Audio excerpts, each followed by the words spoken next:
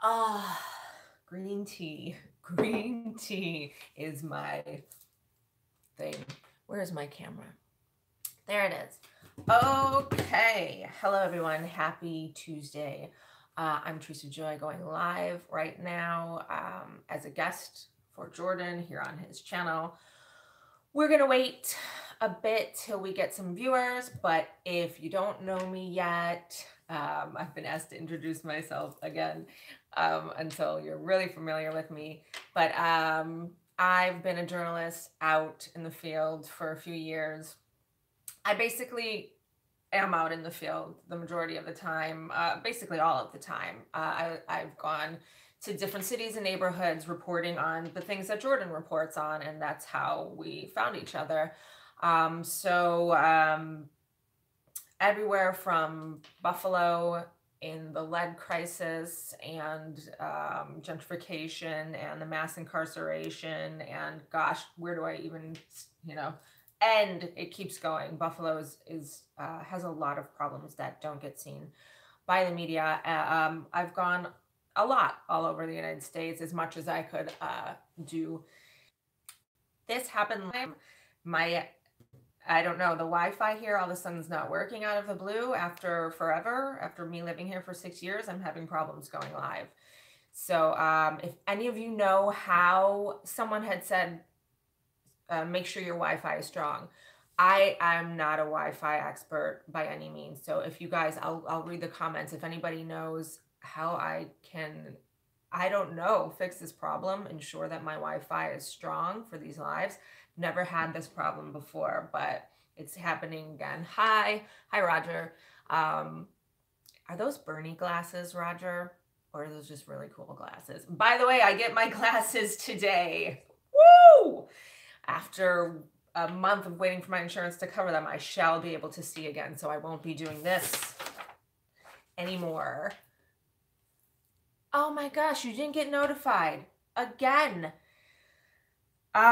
This is something we're fighting and we're talking all the time, and it's so sad because with progressive reporting and independent reporting, we're getting shut out, as Jordan talks about all the time. You're in Europe. Interesting.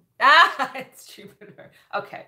So anyways, first of all, I want to mention that Jordan, and as you know, but he is in Virginia right now, and because of your contributions to his Patreon, he was able to go down there and cover the tree protests that are fighting the pipeline, that they're using eminent domain to take away, to rip through people's land, to rip apart the forests, the trees.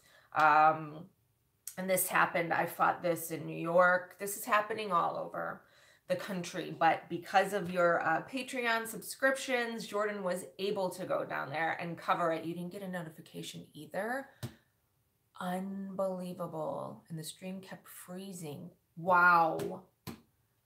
I don't know how to combat this. Wow. I think that's why Jordan also has started streaming from a different platform other than YouTube, which I heard is more reliable and gives people notifications. But that's just starting a whole new thing, trying to get people to go over to that platform. So we're going to try the best we can. But again, thank you for your contributions to Jordan's Patreon. Now he is down there in Virginia. He was covering that protest to the Mountain Valley Pipeline. And I have to tell you, and this is why I have to talk quick. I might come back later and finish up. But he is going live from West Virginia, from the Democratic primary, where the woman that I spoke about last week, Paula Jean Swearigan, is primarying Joe Manchin. So that is incredible. And it was because of you guys that he's able to be down there right now and cover these stories firsthand. So thank you very much. And I think we've had the channel running since, I think January was his first broadcast. And it's just, now he's able to be out on the streets. So that is incredible. Thank you very much. And the more Patreon subscribers, the more he's going to be able to put other people out on the streets to cover more things and get himself to more places as well. And right now I want to give a big shout out to Jen Jordan's partner and a very good friend of mine who is manning the camera there in Virginia. Go girl. That's how we do it guerrilla style. So like I always say, or I don't always say it, but it's just responding to some comments. No, I don't have a microphone. I don't have a soundproof booth. This is guerrilla style right now. I work 3 jobs, and we do this because we want to change the country, and we want to fight the same things that you want to fight, and the same reasons why you're watching this right now, because we actually care. And with this one life we have, we hope that at the end of the journey, we can look back and say we did something to make things better. So that's it. So maybe one day I'll have a soundproof booth and a microphone, but more or less I like being out in the field. So also I want to tell you real quick, tonight I am doing an interview with the amazing Tanisha Suds, who is the founder of Black Moms Rocks, and she's doing an expose right now about economic oppression and how degreed, qualified Black people are being shut down in industries related to their study path, while other people who have criminal records are getting their jobs. And this isn't a hearsay. She speaks to these people. She knows these people. This is going to be something we're covering in the future. So I have, I'll be going live with her at 8 o'clock tonight on Jordan's Facebook page, not here, because I'm going to clear out to give Jordan the Facebook or YouTube live platform, because he is in Virginia. It is in West Virginia tonight. Yeah. So today we're going to cover corruption. So I wanted to know, just curious, you prefer Don Lemon talking about porn stars. Oh, Jesus Christ. If I hear the word Stormy one more time and it doesn't have to do with the rain, I don't know. She was actually on Saturday Night Live. Did you see that? I didn't see the skit, but I caught the end and I was like, that is, wow. Stormy Daniels. What of these stories resonates or are most to you? What is the top of your list of things that pisses you off or concerns you? Fake progressive Democrats. These Democrats popping up all of a sudden that have been in office for years and years and years with the same old Republican policies, now trying to pose as progressives because they know that they have candidates who are running against them who are progressives, and they're trying to act as if they've always been progressives. We also have mass incarceration. A man, yes, it makes me mad. A man is facing a 10-year jail sentence for for shoplifting at Walmart. So I talked before about mass incarceration and the people who make money off of putting criminals in jail. Not criminals, sorry, putting people in jail who shouldn't be, and how that's costing taxpayers as well. Or actors were paid to attend a New Orleans City Council meeting to support a power plant. And when I dig into that, I find that the Koch brothers and Big Oil have been paying actors for years to go to city council meetings and voice fake opinions, which in turn influences policies. And then we have more pipelines. Capitalism is the root of most all evil. For-profit prisons are an example of how it cannibalizes society. Yes. Yes, I agree. Okay, so we're going to start off with the mass incarceration. So, Curtis Lawson was arrested and charged with shoplifting for pretending to return $39.57 in items he didn't buy from a Knoxville, Tennessee Walmart. His charge was later escalated to a felony because he had been permanently evicted from Walmart previously, and now he is facing up to 10 years in jail. $39.57, 10 years in jail, and he is presently in jail. awaiting his trial. Just like I spoke about last week, that there is a man who has been awaiting trial for 10 years, not been convicted, not been tried. 10 years he's been in jail. So here we have another example of that. I got this from all sorts of sources, and that's why I don't usually name my sources, because I source my information from a minimum of 10 sources. One of the sources is Injustice Today, which I would tell you to go check out. Injustice Today. And the headline was, How Walmart is Helping Prosecutors Pursue 10-Year Sentence for Shoplifting. Curtis Lawson entered a Walmart in Knoxville, Tennessee, had a receipt for $39.57. In purchases made earlier that month, he needed cash. He walked through the store picking up the same items he had purchased previously: dishwasher detergent, Oral-B refills, and a pair of girls' leggings. Put them in a shopping bag. He brought them to the register, returned the items using his receipt, and received $39.57. Lawson had committed what is known as return fraud, pretending to return the items that he didn't buy. When Lawson walked into the Walmart empty-handed, Walmart loss prevention officers decided that he looked suspicious. They watched him. He picked up the clothes. They immediately detained Lawson when he went to the customer service desk to return the clothes. And Lawson admitted right away that he had stolen the items. He didn't fight. There was no weapons. There was no pose of violence, no threat to anyone. This man needed money. $39.57. He was eventually charged with shoplifting and criminal trespassing because, like I said, he had been caught in Walmart shoplifting in the past, and they gave him a slip of paper that says you can no longer come into Walmart. And he did. So that's what that's about. Now, Lawson had at least 3 outstanding warrants, most of which were related to traffic violations. So I just want to say real quick, I also found another article, and the spin that was taken on this was something like, seasoned burglar finally faces time for his crime.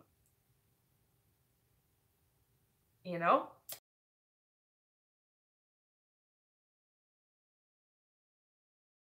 People to believe things that are not true.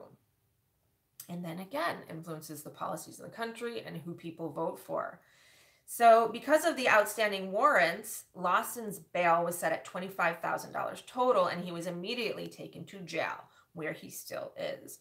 On January 9th, a warrant was issued for Lawson that escalated his shoplifting charge to a felony because, according to the arrest affidavit, Lawson was not allowed to be inside Walmart at all. Therefore, his return fraud was now burglary, a felony punishable by up to 12 years in prison.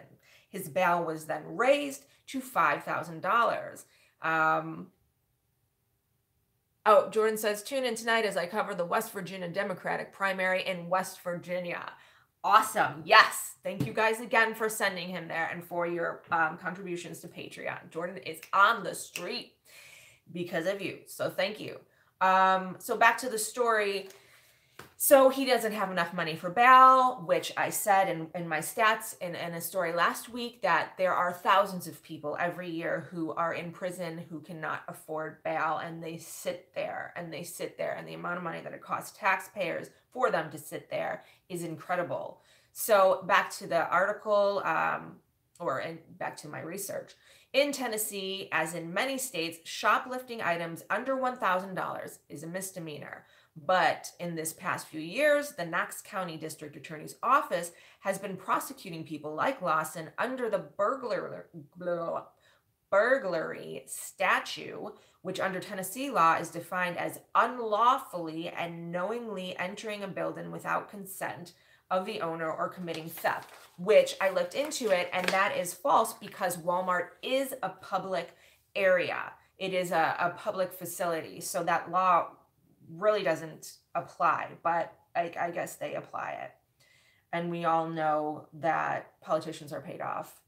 So they can bend laws. So it turned out that Lawson had been arrested for shoplifting a bra over 4 years earlier in another Walmart location. And at that time, Lawson was issued the notification of restriction from property and notification of restriction from property by Walmart. So he shoplifted a bra in the past. He shoplifted $37.57, $35.57 of items now, and he faces up to 12 years in prison and can't pay the bail to get out at this point.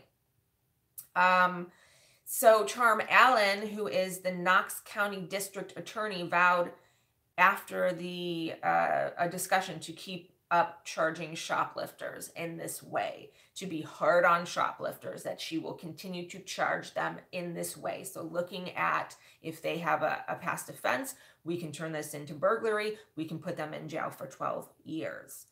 I did not I tried to find out who pays her. I could not, but I'm sure someone does.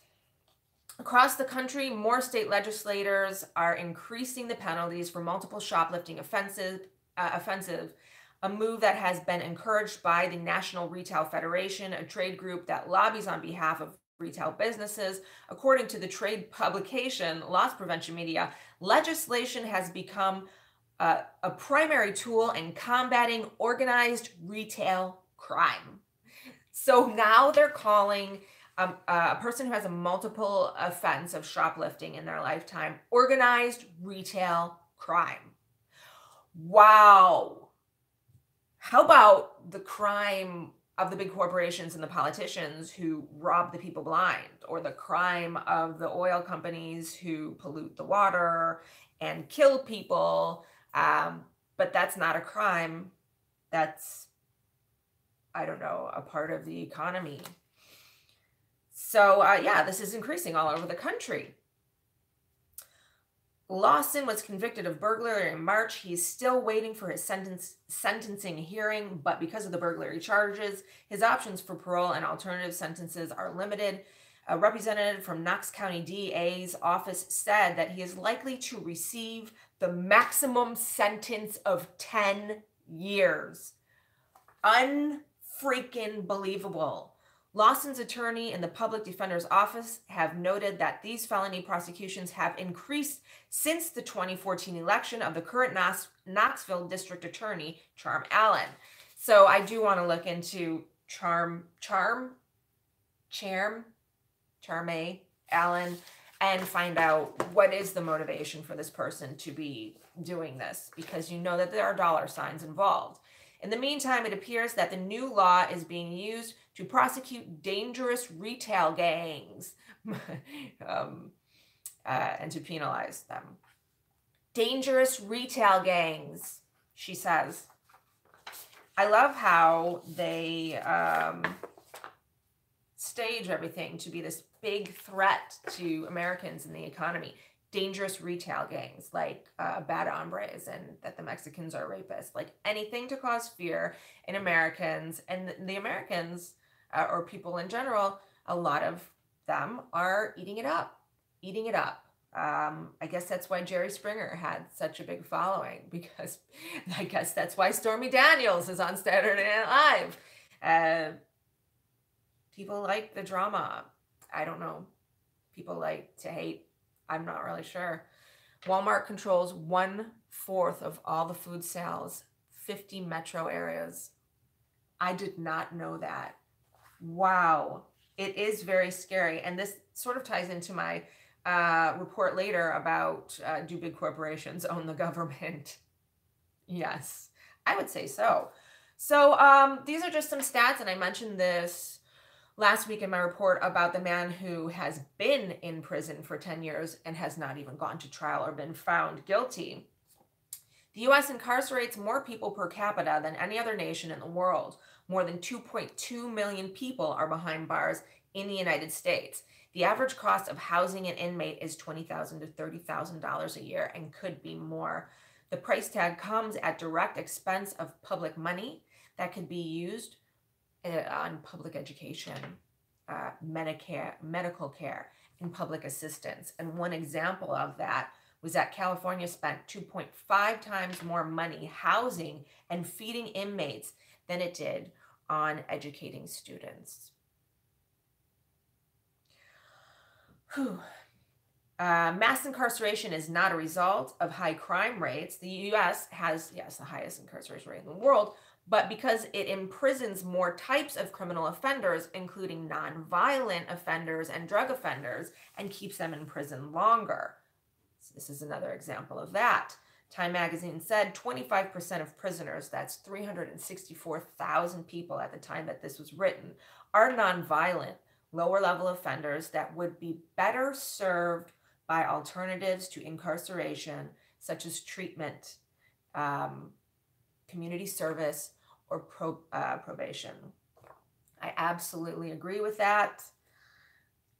Just throwing people in jail and letting them sit there, it doesn't help them. And there have been studies that showed that what the prisoners go through in jail actually hardens them more, and they might come out even more prone to commit crimes. And also, I did a report saying that, because these people have criminal records, they're having a harder time finding work, or they're getting paid less. And so that's a continuous cycle.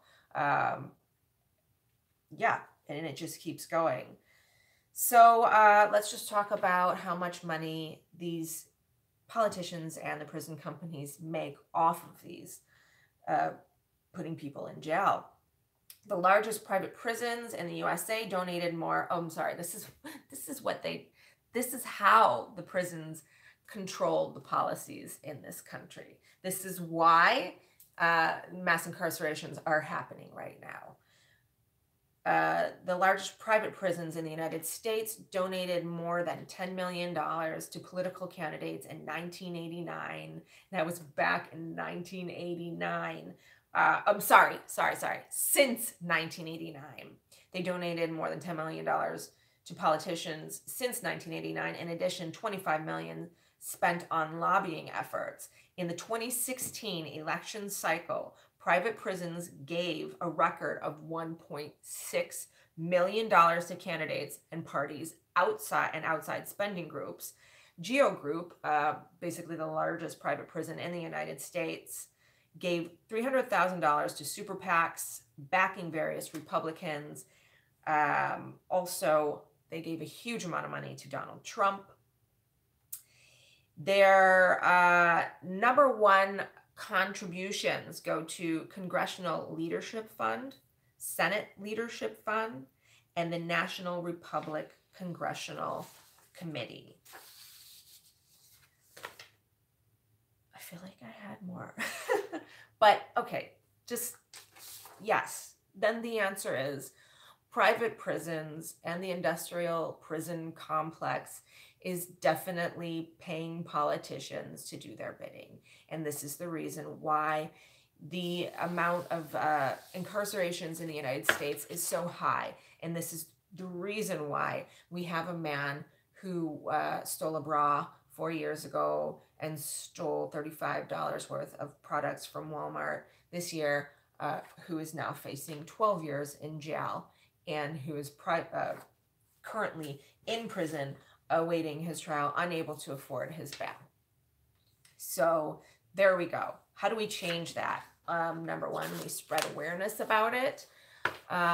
Jordan, I don't know what time is Jordan going live. What time is Jordan going live? I'm getting off by 6 so that he can go live.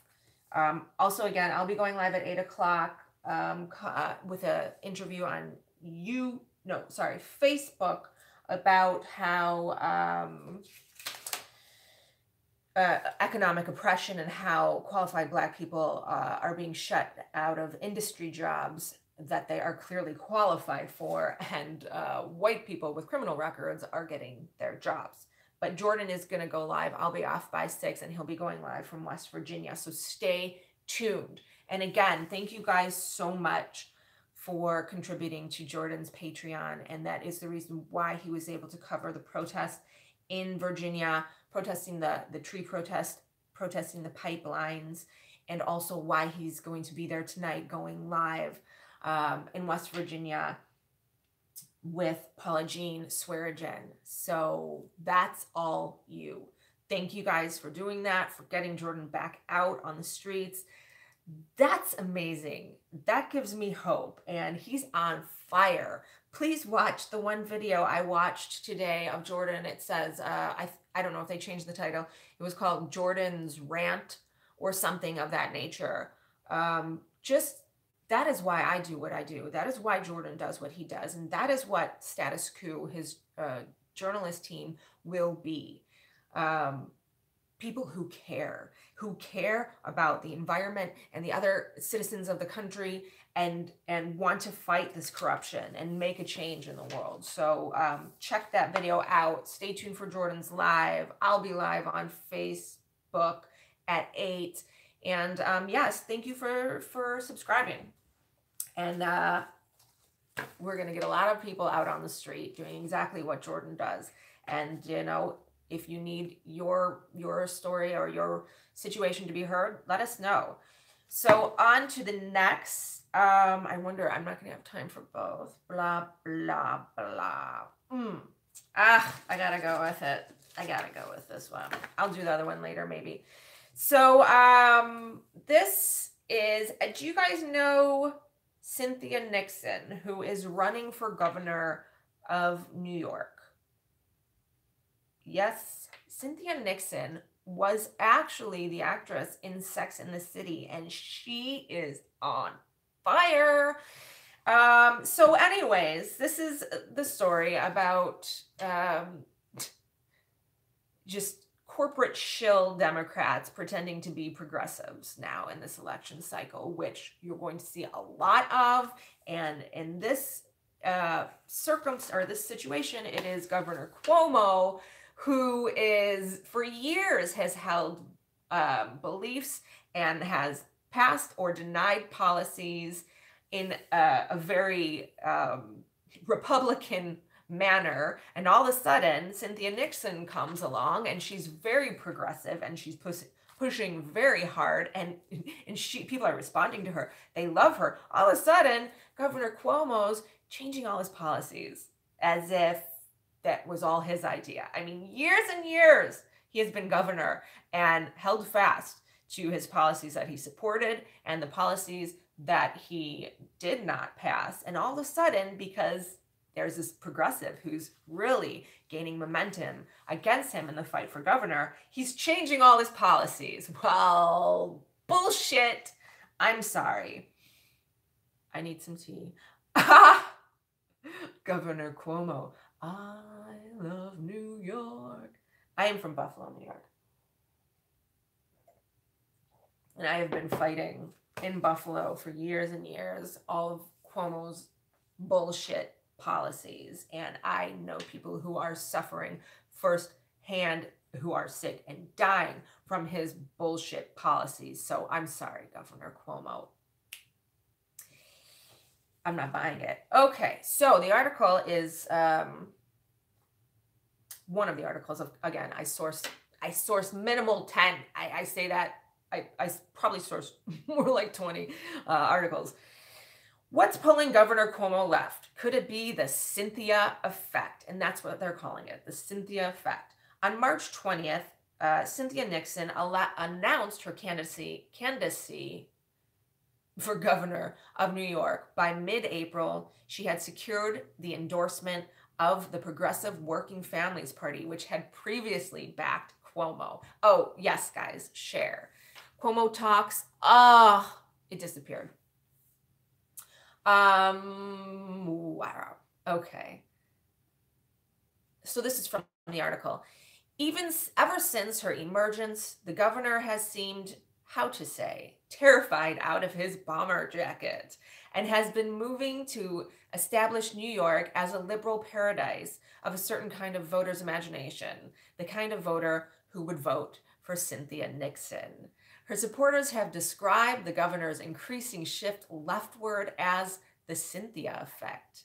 And this just makes me happy.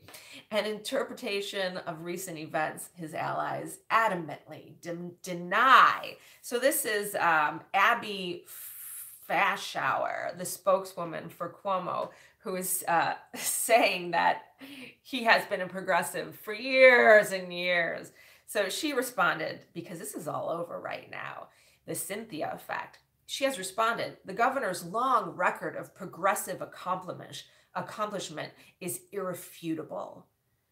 A few years ago, this is a few years ago, and I remember him saying this, Cuomo bragged that fiscally speaking, at least his administration had managed to state in a way that any Republican would be proud of. Yes, Cynthia Nixon is running for governor of New York against Governor Cuomo. She is very progressive. She's been an activist for a long time. And I might mention, you might know her from Sex and the City. She is the actress from Sex and the City with the short red hair. And she is fierce. And she is calling him out left, right, and center. And she has a huge following right now. But who wouldn't want to follow someone who is for clean energy, universal health care, and it goes on. I'll talk about her beliefs in a bit. Checking the time. Oof, I'm running out of time. Okay, so this is ridiculous. So this is an example of Governor Cuomo's, how he has recently completely changed his positions on some things, and it is clearly in direct response to Cynthia Nixon, what her beliefs are and how people are responding to her. So Governor Cuomo's position on marijuana before and after Cynthia. Last year, Cuomo said that he remained opposed to pot, calling it a gateway drug. Oh, I can go past 6. Okay, I'm going to finish up then. Jordan, do you know what time you'll be going live? We won't go live until 6:45. Okay, there you go. So Jordan will be live at 6:45 here on YouTube from West Virginia, covering Paula Jean Swearigan. And again, you put him there. So thank you for your contribution or your Patreon subscription. So back to it. Yes, last year, Cuomo was saying that he was against marijuana. It is a gateway drug. And he has adamantly said over the years, yes, oh, if the Wi-Fi works there, Jordan says. Oh, well, I hope it does. Crap. In April, the day after Miss Nixon made a case for legalization as a means of reducing racial inequality in the criminal justice system, Governor Cuomo came forward saying the situation with marijuana has changed drastically, and so has his views, and he now supports legalization. He said, where am I? Saying neighboring states already have passed and legalized marijuana. So for all intents and purposes, it is going to be here anyways. So literally, Cynthia Nixon goes in public. I'm sorry.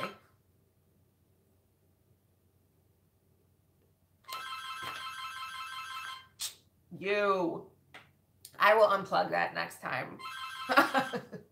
Stop it. So literally, Cynthia Nixon makes a case for legalizing it, ties in the criminal justice system, golden, and just immediately after, Cuomo changes his mind, and now he says, yes, okay, we'll legalize we'll legalize marijuana in New York. Good job, great idea. So plastic bags, and this is a huge thing because Cynthia Nixon is huge on taking responsibility for global warming, climate change, and she wants to move aggressively towards ways to fight that. She's a huge environmentalist. So in February 2017, Governor Cuomo signed a bill killing a law that would have levied a fee of 5 cents a piece on plastic bags in New York City. He voted against this back in 2017. Now, plastic bags, what, okay. Oh my God, half of it was cut off. So anyways, last month, right after Cynthia Nixon had attended a rally in Albany demanding that we do more for the environment in New York State, right after that, he said that he would ban, not only tax, but ban all plastic bags in the state because, oh, the devastating toll on our streets, our water, and our natural resources. He never gave two craps about any of that before. He really didn't. So yes, hours before Cuomo's announcement on banning plastic bags because he's so concerned about the environment, which he has previously ignored in the past, Nixon rallied about 500 environmental activists in Albany against a planned power plant there that would rely on gas obtained through fracking in Pennsylvania. So right after this rally, Cuomo announced that he cares. This is what he said. He cares. The blight of plastic bags takes a devastating toll on our streets, our water, and our natural resources, and we need to take action to protect our environment. Okay, well, Governor Cuomo, I do recall that last year I spent the better part of the year as an activist trying to get your attention with everyone else in Western New York and the Sierra Club, trying to stop the national gas pipeline from going through, which you were going to put under the main water sources where we live, including parts of the lake, and devastate, completely destroy a lot of the ecosystem. I remember you ignoring us when we were calling out to you to stop National Fuel Pipeline again and again and again. I remember being in Albany, and you wouldn't see any of us. So, but thank you so much for changing your mind now. And by the way, we did stop the pipeline from going through. We're always expecting it to pop up again.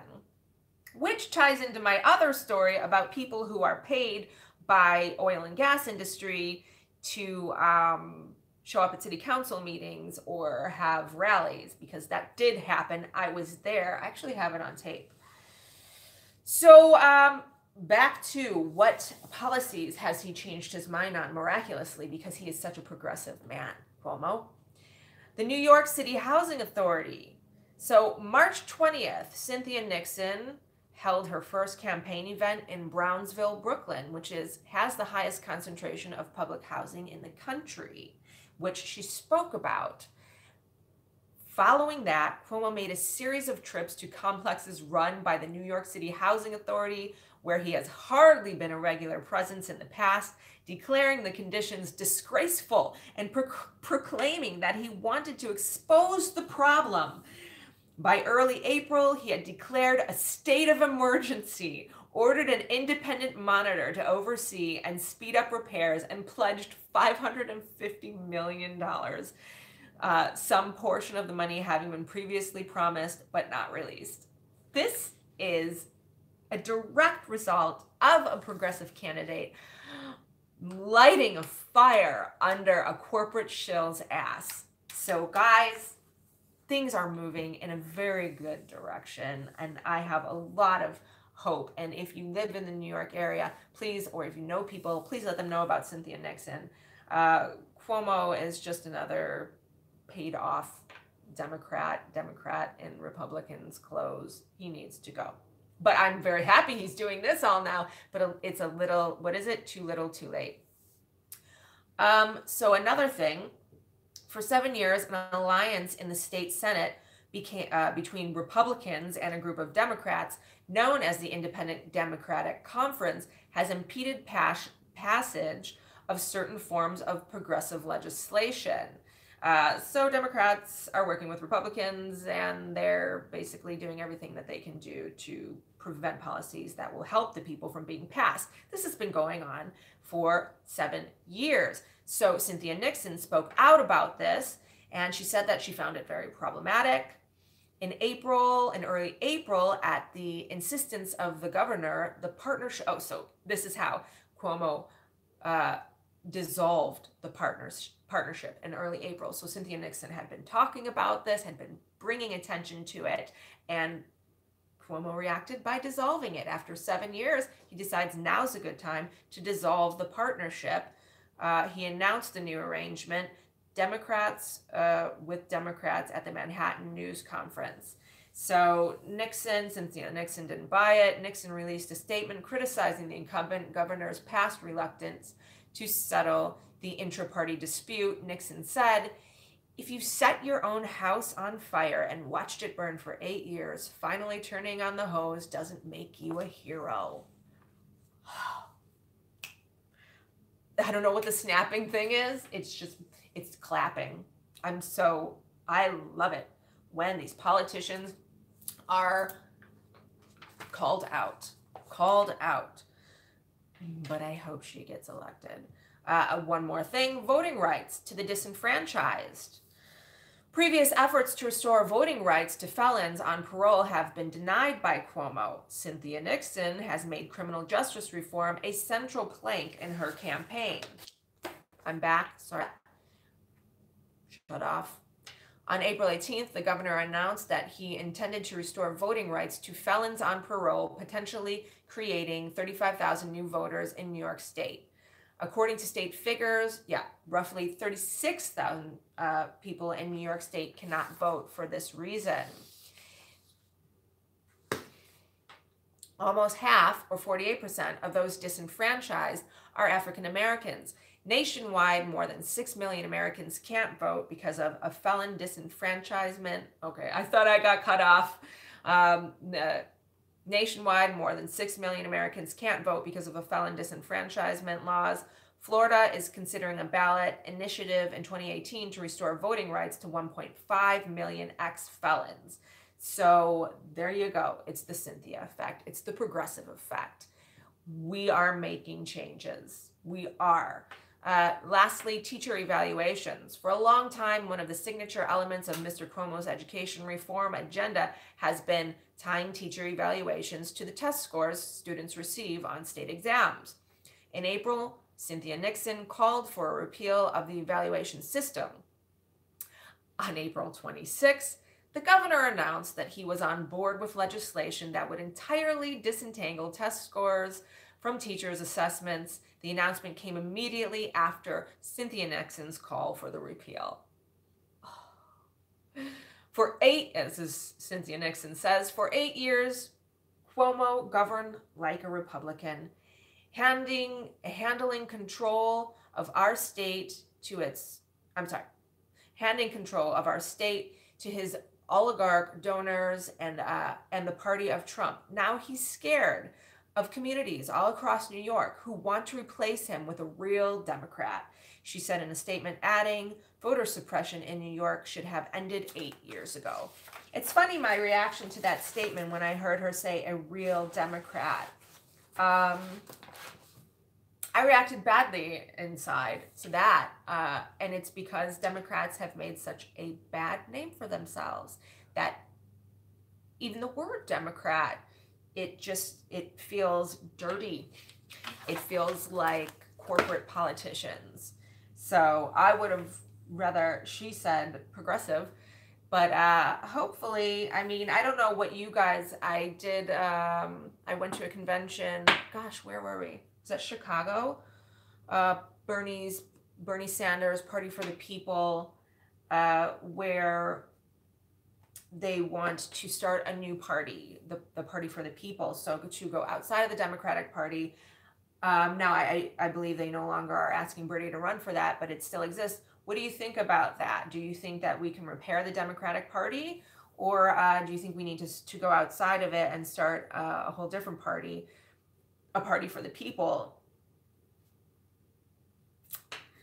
I mean, with candidates like Cynthia Nixon and Paula Jean Swearengin and the others that I've talked about and others that are out there, they are running for the Democratic Party and they are incredible people. And I can see that. Well, I guess we have to see if they're elected first. And then we'll know the depth of, we already know, of the corruption of the Democratic Party. And I say we already know because we all saw what happened to Bernie, didn't we? Now, if that happens again during this election cycle and the progressives are somehow shut down by the corporate Democrats, light it up. I don't know. I mean, I don't even know. I would be very angry, to say the least. Very angry. But right now, let's be hopeful and hope that these progressive candidates do get elected. And if they don't, I don't know. But I'm with you on Plan B, because I'm not going to sit by and watch more corporate shills own this country. Last story. 6:45. Okay, Jordan will be live. Again, let me just recap in case you just came in. Please like and share wherever you're watching this from. Please like and share. Jordan is in Virginia right now. He was covering the tree protest where they're fighting the Mountain Valley Pipeline. So he's been there this week. That's because of you and your Patreon subscriptions. He was able to get back out into the field and really cover this. And you should watch those videos. It's amazing. I love when he interviews the mother and the daughter and the details on what happened to them and their interaction with the oil company, the representatives for the oil company. I mean, that kind of reporting you don't hear anywhere else. I mean, we're going to sit down. He's sitting down with these people. He's having a 45-minute discussion and sharing exactly the corruption that is happening and what happened to this mother and daughter who were out, put themselves in trees to protest this pipeline, in which the pipeline was using eminent domain to go through and just destroy people's property, and eventually they will be destroying the water. And they're afraid of the pipeline exploding, and it would kill everyone. And also at 6:45, Jordan will be live here covering the Democratic primary with Paula Jean Swearengin, who I did a report on last week, who is an absolutely incredible activist gone candidate who is running over there against Joe Manchin, who is devil incarnate. So on to the last, and the question is, do big oil companies own politicians? And the answer is yes. Do big oil companies run the government? And the answer is yes. So actors were paid to attend New Orleans City Council meetings supporting a power plant. 6:45-ish, maybe closer to 7, Jordan says. I'm sorry, I need tea. I'm so thirsty today. Oh, and I will be live at 8 o'clock on Facebook reporting on with Tanisha Suds, who is the founder of Black Moms Rock, and she is doing an expose on racial oppression in the workplace. It's happening. So the report says that performers were paid between $60 to $200 to support the oil company's efforts. So some of the concerned citizens who turned up at a city council meeting in New Orleans to support a proposed power plant were in fact paid actors, according to a new report. People were paid to show up at the city council meeting last October and last February. The meetings were held in a survey to survey public opinion on efforts by Entergy, is the energy company, an energy company that serves areas throughout the Deep South, to develop a new power plant in New Orleans East. In March, the city council approved the power plant by a vote of 6-1, overruling the objections of opponents who say that the plant is expensive and will pollute eastern New Orleans. A number of local residents spoke in favor of the power plant over the course of more than 22 meetings, but doubts are now being raised over just how authentic these voices were. Roughly 50 people turned out to support a $210 million effort to build a power plant in a city during one October meeting, but several attendees told a local news outlet that they were paid $60 to wear orange shirts and express support for the endeavor. Actors with speaking roles who read pre-written statements were reportedly paid $200. One told the publication he recognized as many as 15 people in the audience who were local performers. Girl, no. I'm an actor. I wouldn't do it. But I understand this guy said he needed money, but I wouldn't do it. I wouldn't do it. He says, Ken Cove said that they paid us to sit there at the meeting and clap every time someone said something against wind and solar power. He said that he was not political but needed the money. The actors were asked to sign non-disclosure agreements barring them from discussing the agreement, but several agreed to talk to the local media on the condition of anonymity. Sorry. Anonymity. Yep. So Coe said that he moved to North Carolina in the time period following the meetings, and he agreed to be named after a friend who recognized him in the gatherings and encouraged him to come forward. The meetings, the staged performances seem to have been organized by two men, Garrett Wilkerson and Daniel Taylor, who are not believed to be from New Orleans. In a Facebook message, Wilkerson laid out the specifics on the job to one actor, and he said, "The council already supports it. This is mostly just to show them that the citizens don't have a problem with it. Free pizza and a round of drinks after it is over, at which point pay will be dispersed in cash. I'm prepared to offer you a non-speaking role of $60 plus a potential bonus." And this is nothing new. Talking points offered to those with speaking roles included comparing New Orleans to a developing country and in indicating the power plant might reduce crime. Actors were later paid for their effort at a local Dave & Buster's. Officials for the Entergy released a statement following the report from the local news station, Lens. They're called Lens, the local news station, saying that the company played no role in hiring the actors. As we have stated previously, Entergy, New Orleans did not pay anyone to attend the council meeting or direct anyone to attend public meetings. Instead, we worked tirelessly to encourage our supporters to take time from their busy workday schedules to testify on behalf of the project. That scores of them did so in multiple settings is a testament to the tremendous level of support, the statement read. The power plant has met with strong opposition by local residents who are fearing the pollution, and that they should, because it is shown all over the United States that these plants cause illnesses. They cause people to die. I did a report in Buffalo, New York. We have a huge power plant there, and the entire surrounding area, there is an incredibly high number of neurological diseases.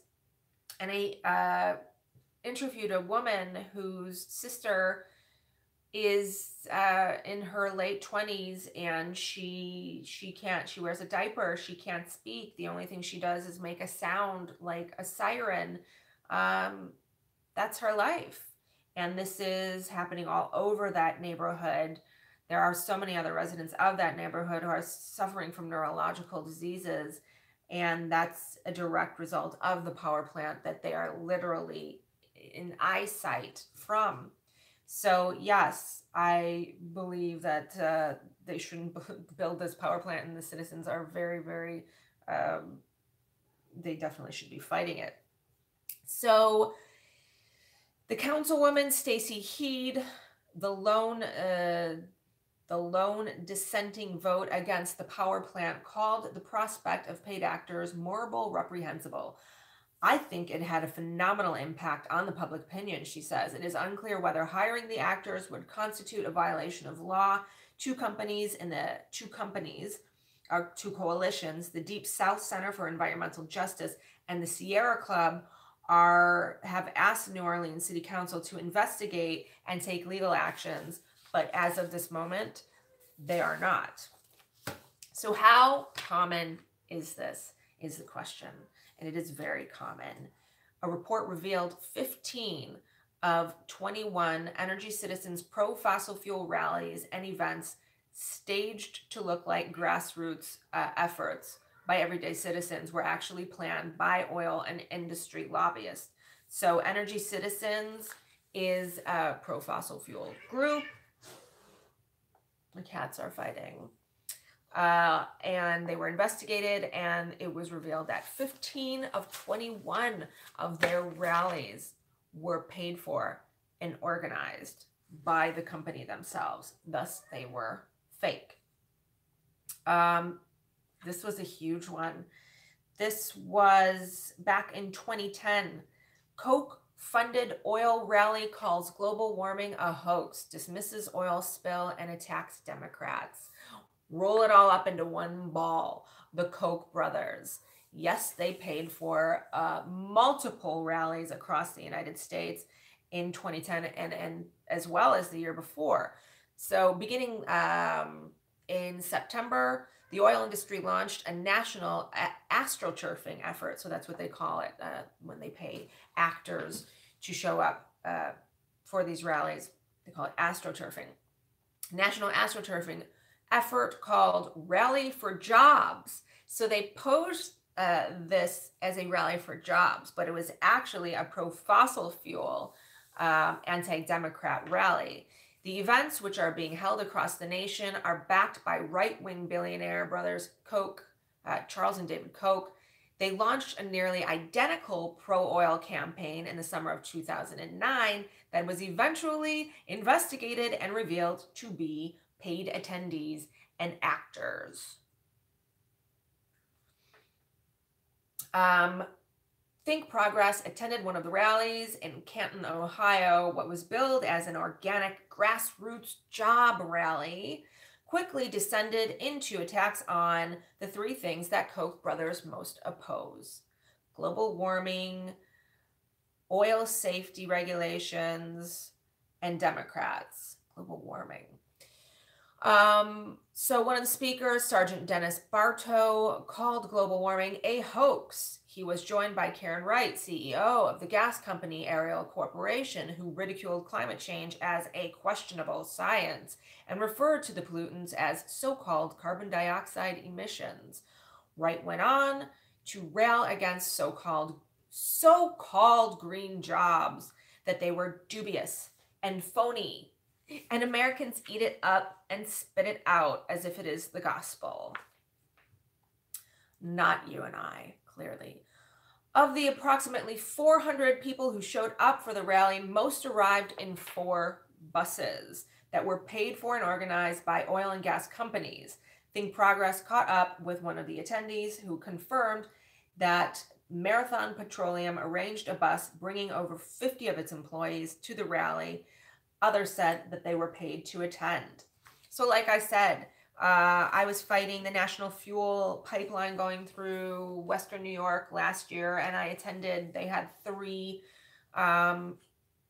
hearings open to the public where you could say if you were against it or not against it, and it was very,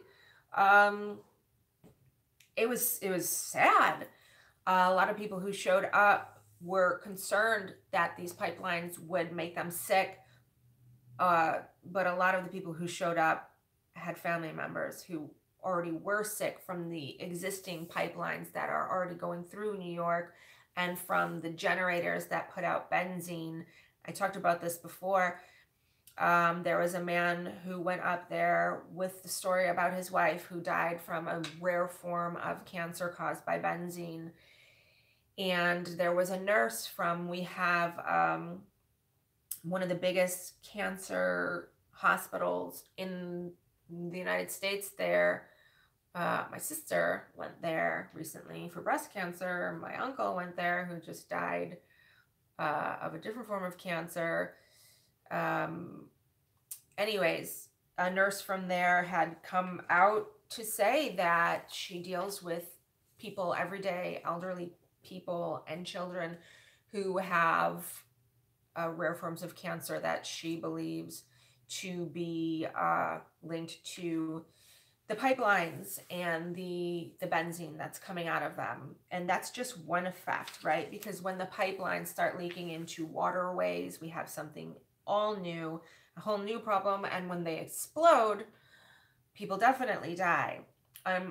So anyways, I went to the rally, and there was half of the people there were wearing these bright yellow shirts, and they were cackling and bullying all the other speakers.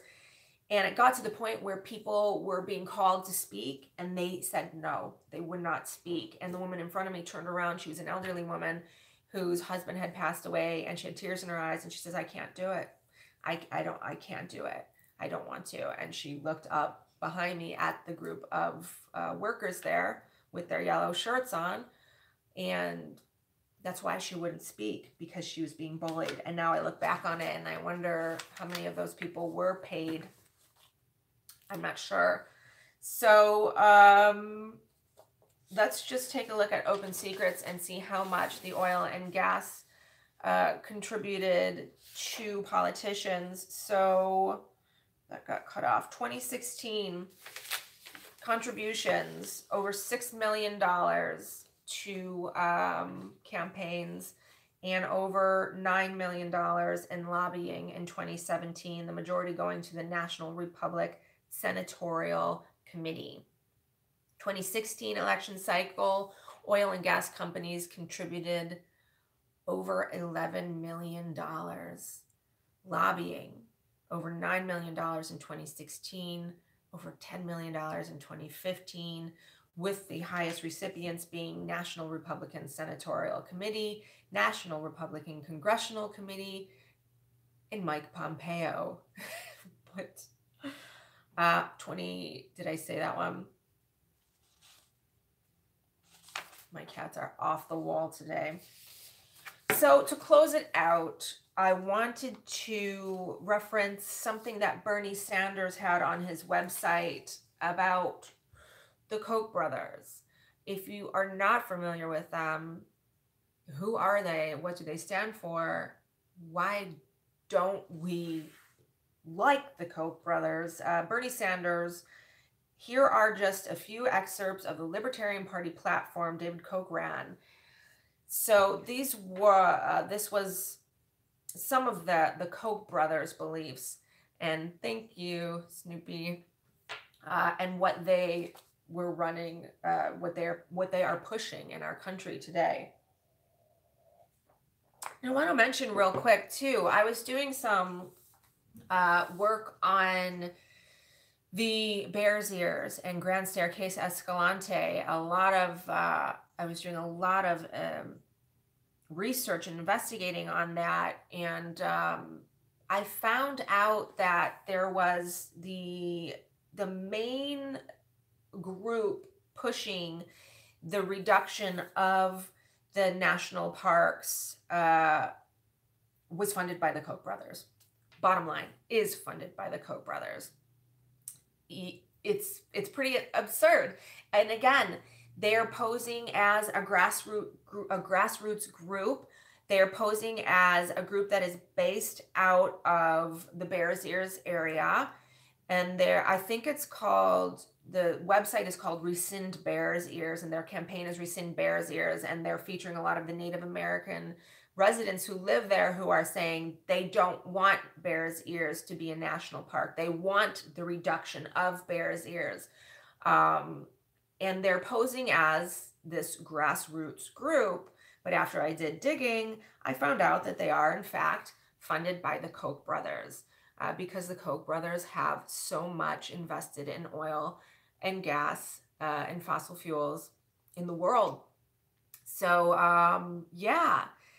And that Koch brothers gave large amounts of money to Orrin Hatch, who is in control over there, and passed this policy, or he asked Trump to reduce the size of Bears Ears and Grand Staircase Escalante, and he is funded by the Koch brothers.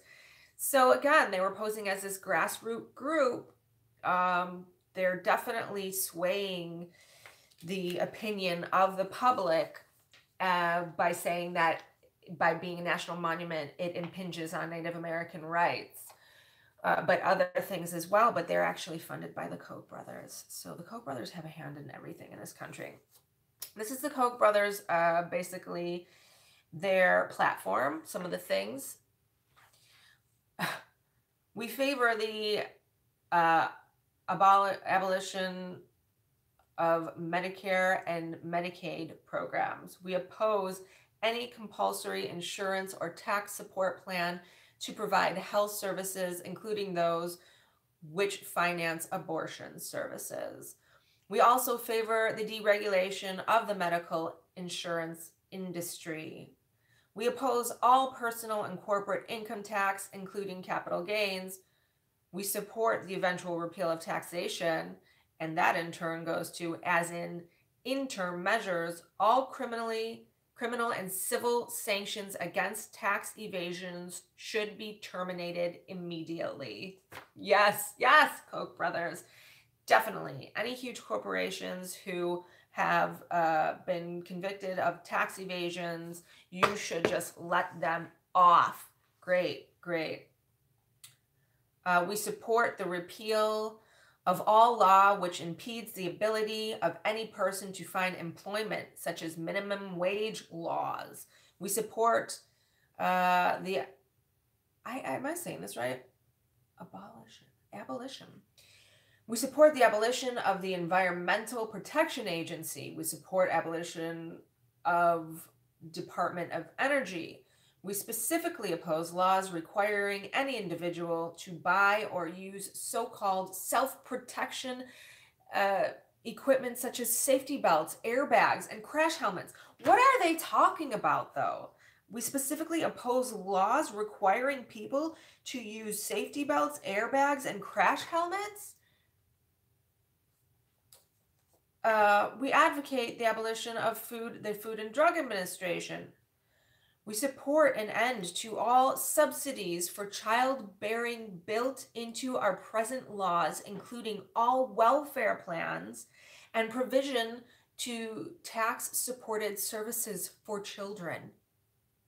We oppose all government welfare relief programs to aid the poor programs. We call for the abolition of the Consumer Product Safety Commission. In other words, and this is Bernie Sanders saying this, in other words, the agenda of the Koch brothers is to repeal every major piece of legislation that has been signed into law over the past 80 years that has protected the middle class, the elderly, the children, the sick, and the most vulnerable in this country. And that's why we're against the Koch brothers and their oil money. I was just trying to figure out, how do we fight the Koch brothers other than, well, first and foremost, obviously, checking the time. Jordan's going to be on at 6:45, maybe later. So this is just wrapping up here, but, you know, you always look for a solution. How can we fight corruption? And in the case of the Koch brothers, first and foremost, is to elect politicians, progressive politicians who do not accept money from corporations and large donors. First and foremost, that is the best way to fight the Koch brothers and their influence on, you know, the policies that are passed in this country. And it's not just policies. People are dying. People are dying because of the Koch brothers, because of their insane need for power and money, which they couldn't possibly have any more than what they, I mean, they can have more than what they have, because they made 12 million more last year than the year before. But we have to get progressive candidates in who will not take money from huge corporations and in turn pass policies that support corporations over people. But hit them in their wallets. You know, this was a popular thing during the Trump campaign. You know, how can we discourage companies from supporting Trump, try to not buy from them? It's not that easy with the Koch brothers. The Koch brothers own everything. I literally looked into this, and there's not anything that they don't have their hand in. They own everything. They own a piece of everything. So, but here's a list of companies and industries in which the Koch brothers have a stake. This is the tip of the iceberg. This is nothing. This is just the names that you might recognize, because it goes so far beyond that. And this is from insteading.com. So you can see the extended list of companies that the Koch brothers have their hand in. This is just a few that you might recognize. Paper products: Angel Soft, Brawny, Dixie, Mardi Gras, Quilted Northern, Soft and Gentle, Sparkle, Vanity Fair. Wood: Georgia Pacific is the largest plywood manufacturer in the United States. Is also owns most of the paper companies in the United States. So really, Koch brothers just have their hands in everything. Textiles and plastics: Polar Guard. Stop! I'm sorry, my cats are growling out there and it's driving me nuts. They won't stop. Wood, no, textiles and plastics: Polar Guard, Stainmaster, Dacron, Lycra. Girls, Lycra, Cool Max, Solar Max, Thermalite, and more. Chemical, coal and oil, crude oil processing, Flint Hills Resources. I mean, the list goes on with the oil industry. Nitrogen: one or more reasons to make your own fertilizer. Koch Industries produce many synthetic fertilizers. They have their hands in everything. That's the bottom line. So the best way to get rid of the Koch brothers' influence on the planet is to vote in progressive candidates like Cynthia Nixon and Paula Jean Swearengin and other people that I will be covering. But yeah, so thank you for joining me today. And again, I want to just say, Jordan's going to be on maybe in 25 minutes. He says if the Wi-Fi is working, hopefully. So at about 6:45 or a little bit later, he's going to be live from West Virginia from the Democratic primary, where Paula Jean Swearengin is primarying Joe Manchin. So check that out. And again, thank you for subscribing to Jordan's Patreon, because you are the reason that he has been out in the field for the past week. Again, was covering the tree protest in Virginia, and now he is able to go to the primary. So back on the streets, on fire, because of your contributions to Patreon. Again, please share this video and like it. And I saw so many messages in the beginning that people did not get a notification that this video was live, and people are not getting notifications. We're fighting this, and it's frustrating. So anyways, what else? I will be live at 8 o'clock tonight with Tanisha Suds of Black Moms Rock, but I will be live on Facebook. We don't have the ability to do split screen interviews yet. On YouTube, there's an app that does it, but it's expensive. So like I said, right now we're just guerrilla styling everything, you know, and we're just relying on contributions in order for Status Quo to get off the ground. That's why I don't have a soundproof booth. That's why I don't have a mic. We do this right now because we want to make a change in the country. Definitely not for money. So, but any subscription or subscribing to Patreon helps, because then we can get people out on the streets like Jordan is right now.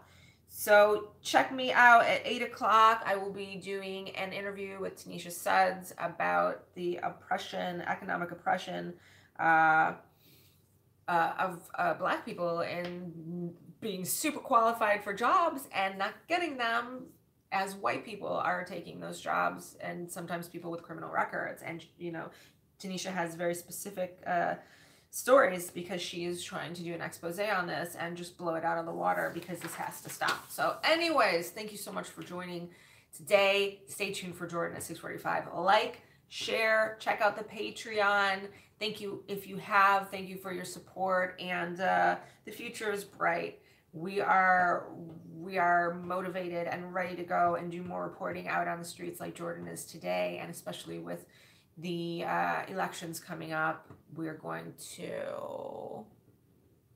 oh geez, that wasn't Jordan. Anyways, bye guys, keep fighting.